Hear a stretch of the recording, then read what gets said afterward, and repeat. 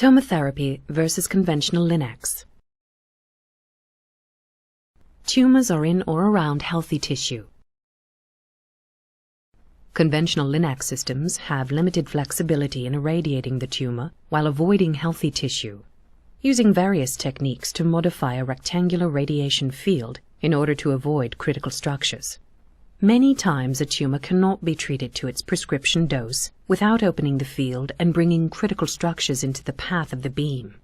Various configurations can be used in an effort to treat the tumor and avoid normal tissue within the target region, as well as normal tissue adjacent to the target region. Limitations in how fields can be shaped result in an inhomogeneous dose to the target and unwanted dose to critical structures. Tomotherapy approaches delivery in a completely different way, splitting the beam into thousands of tiny beamlets, each making their own contribution to the total tumor dose. Using many 360-degree revolutions round the body in a helical pattern creates the opportunity to treat the tumor and avoid healthy tissues even in the most complex of cases. The treatment beam can simultaneously avoid healthy tissue within the target and adjacent healthy tissue. This unique delivery capability gives tomotherapy the best opportunity to deliver radiation to the intended target and avoid healthy tissue. Less unwanted dose means potentially fewer side effects. Fewer side effects means more opportunities for patients to live normal lives. Tomotherapy by Accuray.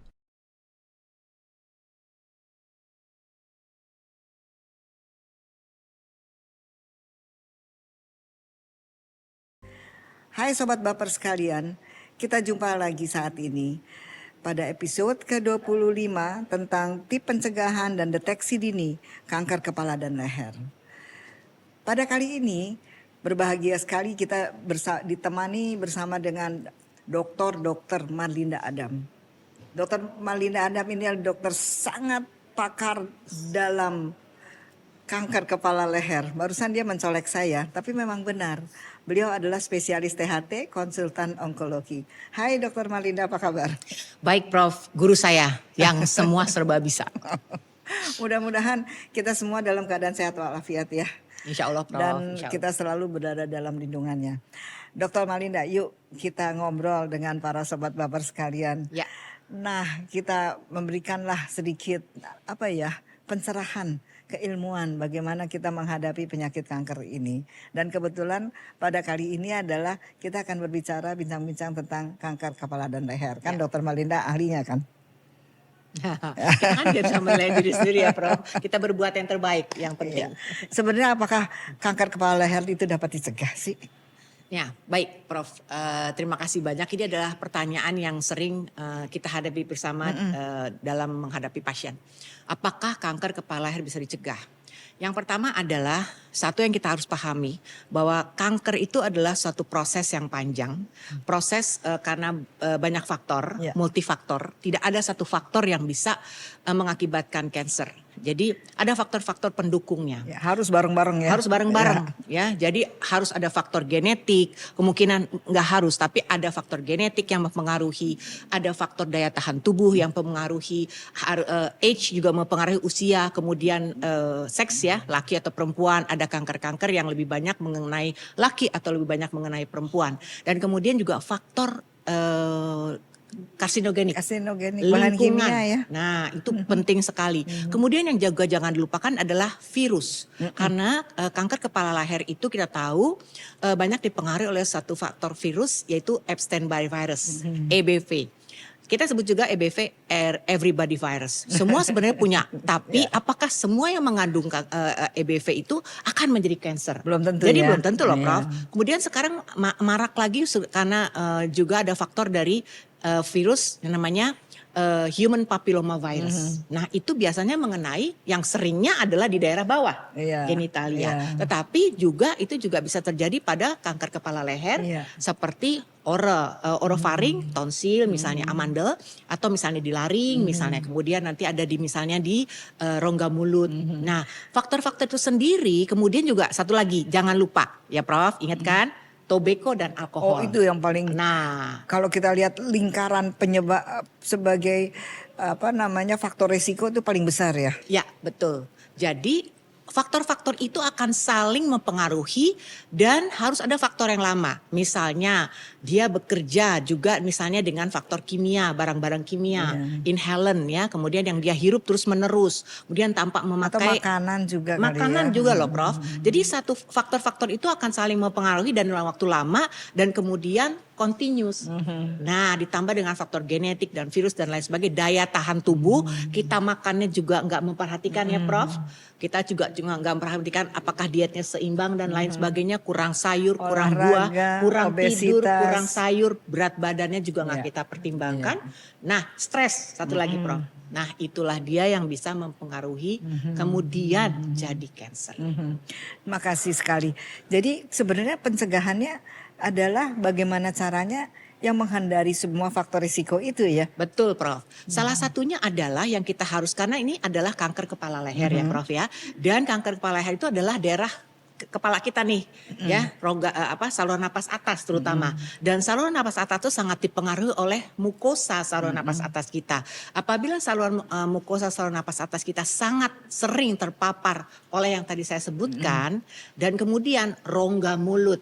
Rongga mulut itu kan daerah yang kita harus perhatikan ya Prof, kebersihannya. Jadi selain menjaga kebersihan rongga hidung kita, misalnya Prof dengan rajin cuci hidung, Prof juga tahu ya, nggak usah yang mahal-mahal, yang pakai NaCl yang harganya berapa sih Prof, yang 500 cc itu, cuci hidung rajin pagi dan sore, menjaga kebersihan rongga hidung, menjaga kelembaban rongga hidung kita. Gosok gigi. Dan satu lagi menjaga kebersihan rongga mulut, yaitu sering berkumur, menyikat gigi dan menjaga kebersihan gigi-gigi kita dengan rajin misalnya membersihkan ke dokter gigi.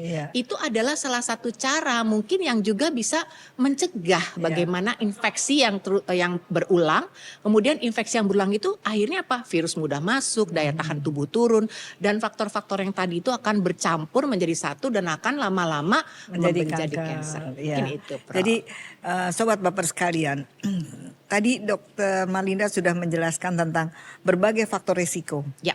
Faktor risiko itu adalah faktor yang mendekatkan seseorang untuk kemungkinan terjadi kanker. Betul, Prof. Dan cara pencegahannya ya menghindari faktor risiko tersebut. Betul. Karena memang kanker itu tadi Dr. Marlinda sudah menjelaskan bukan sesuatu yang disebabkan oleh satu hal. Ya. Kayak malaria disebabkan karena nyamuk, jadi nyamuknya dihilangkan kita mencegah. Kanker itu tidak. Lebih banyak disebabkan oleh berbagai faktor.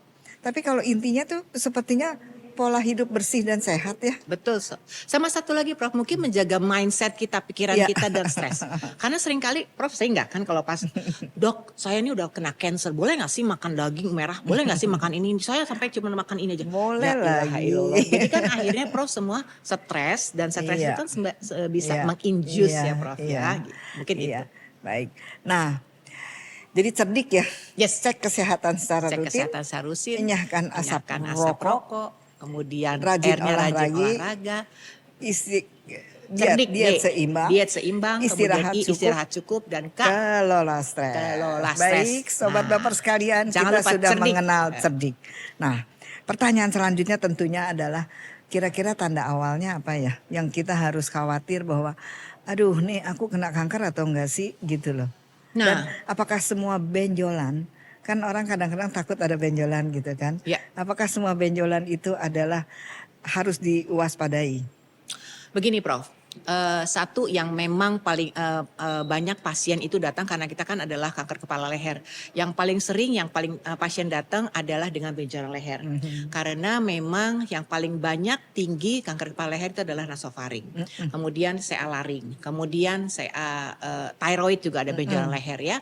Terus kemudian ada parotis dan rongga mulut dan lain sebagainya. Rongga hidung juga. Nah, kalau ada benjolan leher memang tidak selalu Prof. Tetapi kalau ada benjolan leher, kita memang punya patokan, misalnya Miami itu ya. Miami itu misalnya miscellaneous, misalnya metastasis. Jadi benjolan itu banyak sekali. Dari mulai dia infeksi, anak kecil aja kalau misalnya ada benjolan. Iya. Tapi kan dia hilang misalnya dalam waktu dia datang dalam waktu 1 minggu, dalam waktu minggu. Tapi apabila benjolan yang sudah lebih dari 2 minggu atau 1 bulan tidak hilang-hilang, diobatin tidak hilang, kita harus berhati-hati. Iya. Nah, jadi kita harus tahu dulu benjolan itu apakah ini infeksi, suatu kelainan kongenital, apa suatu metastasis atau tumor itu sendiri. Jadi banyak faktor. Jadi belum tentu. Tetapi Prof harus diingat bahwa gejala kanker kepala leher itu tidak melulu adanya benjolan. Tapi bisa karena dia saluran napas atas, bisa karena hidungnya tersumbat satu sisi. Meler terus. Tapi melernya juga nggak cuma putih encer. Kalau putih encer kan seringkali adalah alergi ya Prof. Ya. Tapi kalau misalnya sudah Ada misalnya darah ya? ada lendir bercampur darah, mohon maaf ya misalnya dia gitu. Ih kok ada serat-serat darah. Nah itu kita harus hati-hati. Atau kadang-kadang karena daerah saluran napas atas itu kan juga telinga ya Prof.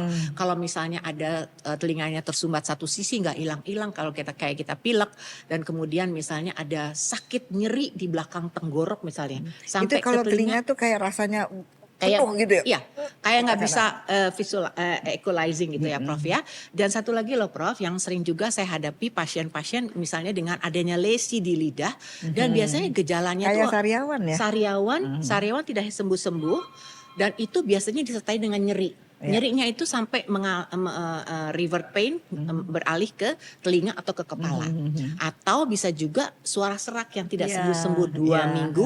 Kita harus hati-hati karena itu biasanya kemungkinan ada suatu lesi Di atau pita misalnya suara suatu ya? di pita suara atau di sebelahnya, di dekatnya pita suara. Mata juga kadang-kadang juga misalnya ada melihat double atau misalnya pandangan berkurang. Atau kadang satu lagi Prof, ada satu pasien saya yang rasanya nyangkut aja terus, tapi dia nggak pernah memeriksakan sampai kemudian 3 bulan dia periksa ternyata kita lihat, kita endoskopi, Sudah ada ada suatu lesi di dekat pita suara. Ya agak menyumbat mungkin ya. Itu mengganggu. Ya baik, Sobat Baper sekalian, kita sudah mendengar ternyata gejala pada kita harus mewaspadai kemungkinan adanya kanker kepala leher.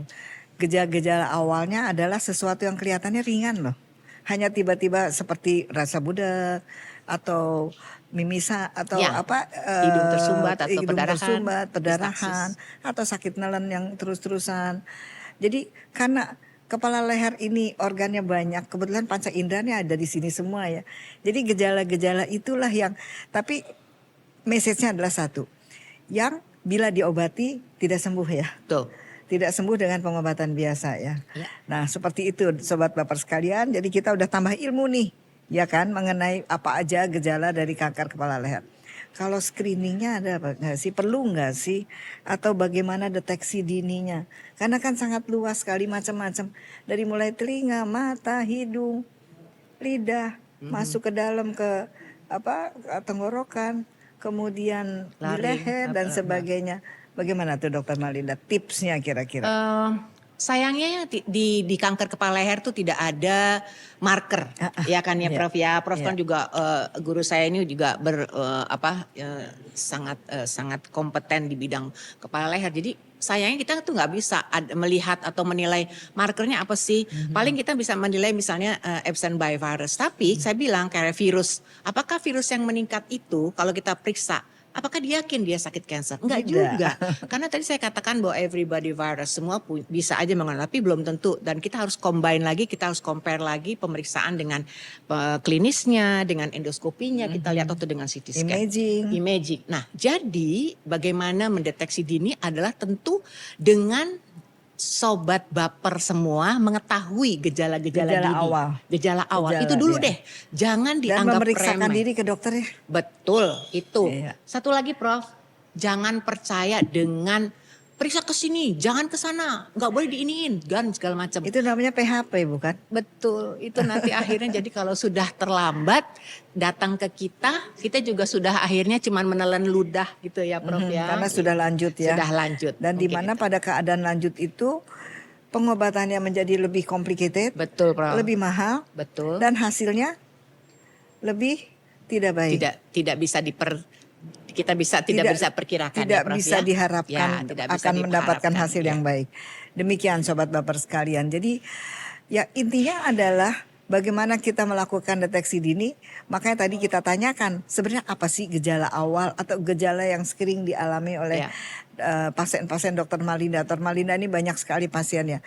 Tadi yang sudah dijelaskan dari mulai telinga, mata, hidung, mulut, sariawan pun kalau nggak sembuh-sembuh bisa merupakan salah satu gejala awal dari kanker. Atau mulai dengan gangguan menelan atau gangguan suara atau benjolan. Tapi jangan khawatir untuk memeriksakan diri ya Dokter Malina, Ya. karena tidak semua gejala itu adalah kanker. Tapi kalau kanker kita bisa mendeteksi itu menjadi lebih awal. Betul. Seperti itu kira-kira Ya. message-nya. Nah, pemeriksaan-pemeriksaan itu tuh ada di mana aja sih Dokter Malinda? Apakah harus nyari ke Dokter Malinda atau sebenarnya bagaimana penguasaan dari vaskes-vaskes kita untuk mendeteksi kanker kepala leher ini? Ya, ini ada, terima kasih Prof. Tati. Jadi yang kita harus sampaikan bahwa gini, deteksi dini ini kalaupun misalnya kita harus memeriksakan itu sebenarnya bisa ya. Di tingkat pertama di puskesmas juga bisa. Dokter umum itu sebenarnya sudah sudah dibekali dengan ilmu, dengan pengetahuan deteksi dini, dan walaupun misalnya sudah lama pun lulusnya, kita dari center-center pendidikan selalu berusaha untuk Melakukan memberikan apa ya, edukasi kembali, iya, ya edukasi kembali, terus refreshing kembali Iya. kepada dokter-dokter umum karena mereka ini adalah yang terdepan, Iya. lini terdepan yang sebenarnya mereka harus menjaring, menemukan kasus-kasus dini dan merefernya kepada kita. Iya, Karena kepada dokter-dokter di rumah sakit selanjutnya ya kan. Jadi tipe Tipe B, mungkin dari vaskes primer Ya. bisa ke tipe Ya, C, ke betul. tipe B, ke Dan tipe kemudian baru, tipe kemudian untuk A. pengobatan-pengobatan Ya, tertentu. karena ya. karena sekarang ini sistemnya nggak bisa misalnya dari puskesmas langsung ke iya. tipe A. Jadi dokter-dokter umum inilah yang akan membantu untuk menilai apakah ini suatu kasus yang memang ini infeksi biasa, Atau- ini memang harus Iya, di-refer, ya. Ya. Mungkin itu. Jadi Dan- sistemnya dengan sistem rujukan ya. betul. Jadi dari rujukan dari vaskes primer diperiksa, kalau itu bisa diobati di situ tentunya diobati. Kalau tidak akan dirujuk untuk pemeriksaan lebih lanjut ke rumah sakit Ya. di tingkat yang lebih tinggi. Barangkali seperti itu ya. Ya, betul, Baik. Prof. Jadi tidak usah khawatir bahwa kalau ada gejala-gejala tersebut cepat memeriksakan diri. Betul. Intinya itu ya. Betul, Jadi Prof. jangan mengabaikan sesuatu, ini nggak apa-apa nih, ini pilek biasa saja, atau ini mimisan biasa aja. Terutama kalau, jadi lebih baik kita memeriksakan diri, Betul. benjolan atau apa, sehingga kita bisa mendeteksi atau mendiagnosa kasus-kasus kanker kepala leher dalam keadaan yang lebih dini. Betul. Dokter Malinda kasih dong tips katanya. Oke. Rangkuman tips dari bagaimana kita menghadapi bahayanya kanker kepala leher ini menjadi sesuatu yang tidak menakutkan. Silahkan. Oke. Mungkin nggak cuma 5 kali Prof, saya usahain 5. Iya. Jadi Boleh pertama 5 lebih boleh. pertama tentu seperti saya uraikan tadi adalah kita harus menjadi manusia yang pintar. Ya. Apalagi kita diberi Diberi ini oleh Allah. Cara berpikir, cara ya. berpikir oleh. Yang terutama adalah satu, kita diberi tubuh oleh Tuhan dan tentu kita harus memelihara pemberian Allah itu dengan apa? Menjaga badan kita sendiri. Nah, kalau ada sesuatu yang meragukan, yang kita anggap bahwa lain dan saya seperti paparan bahwa ini kemungkinan ada sesuatu yang lain nih. Nah, pergilah ya dan kemudian kenali gejala-gejala dini kanker kepala leher karena kita berurusan dengan kanker kepala leher, dan kalau memang ada kelainan datang cepat untuk berobat. Yang kedua, Jangan menunda-nunda. Jangan menunda. Yang kedua adalah kita tahu banyak sekali keluarga kita, Indonesia adalah family. Jadi selalu Family community. Iya. Jadi kalau misalnya ada sesuatu kelainan pasti keluarga besar akan semua ngasih informasi. Ya. termasuk juga yang di luar. Saring informasi itu karena apa? Anda adalah yang bertanggung jawab terhadap tubuh Anda sendiri. Jangan mendengarkan terlalu banyak karena sering sekali kita, sorry to say, bahwa sering kali kita mendapatkan pasien yang terlambat karena apa? Kata keluarganya nggak boleh dibiopsi, kata keluarganya mesti Iya, kesini dulu, iya. kata segala macam, kata ini dan Mesti akhirnya pakai daun, mesti dan pakai segala jaket, macam. mesti pakai helm. Nah Ya. itu dia Prof, akhirnya datang dalam keadaan yang stadium lanjut. Yang ketiga tadi sudah kita sudah berbicara tentang cerdik salah satunya itu, dan kemudian yang pasti tidak ada cancer dalam yang diakibatkan oleh satu faktor. Jadi faktor-faktor itu yang kita harus jaga. Harus Dalam arti hindari. harus hindari juga. Dan itu yang lain adalah jaga kesehatan kita sendiri dan kemudian jauhkan dari faktor-faktor yang bisa menyebabkan kanker itu sendiri. Yang lain adalah tentu kalaupun sampai harus kita terkena kanker, ya, auzubillah min zalik, jangan sampai lanjut dan kemudian percayalah dunia tidak kiamat, masih banyak terapi termasuk juga prostati saat ini senternya cukup sangat bagus ya, kompeten dalam arti bahwa alat-alat untuk terapi kansernya. Jadi percayakan kesehatan atau pengobatan kanker pada ahlinya. Dan jangan percaya bahwa penyembuhan itu akan selalu ada. Makasih Dr. Malia, luar biasa sekali Sobat Baper sekalian. Pada kesempatan kali ini kita sudah sedikit banyak mengetahui tentang kanker kepala leher, bagaimana pencegahannya, bagaimana gejalanya, bagaimana mendiagnosanya, dan sedikit mengenai pengobatannya yang harus kita kerjakan bersama-sama. Tapi intinya adalah mudah-mudahan Sobat Baper sekalian bisa menyaring berbagai informasi yang ada di masyarakat sehingga akan mendapatkan informasi yang tepat bila mudah-mudahan tidak kita mengalami salah satu dari gejala tersebut. Baik Sobat Baper sekalian, kesempatan kali ini mungkin kita akhiri saat ini dan kita akan jumpa dalam episode selanjutnya. Terima kasih, sampai jumpa. Terima kasih, sampai jumpa.